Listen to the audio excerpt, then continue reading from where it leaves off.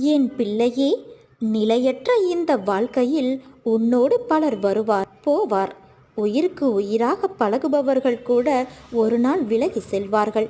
ஆனால் நீ எப்படி எந்த சூழ்நிலையிலும் என்னை விட்டு விலக மாட்டாயோ, அதே போல நானும் உன் வாழ்வில் இறுதி வரை வருவேன். உன்னை எப்போதும் வழி நடத்துவேன். உன்னுடைய எந்த கவலையாக இருந்தாலும் அதை நீ என்னிடம் பகிரும்போது உன் மனம் கொஞ்சம் அமைதியடைகிறது.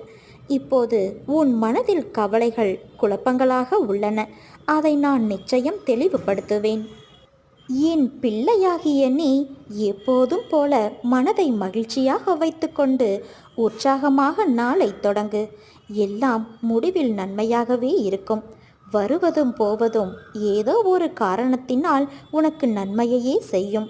நான் இருக்க, உன் சாய் இருக்க, பயம் ஏன் உனக்கு?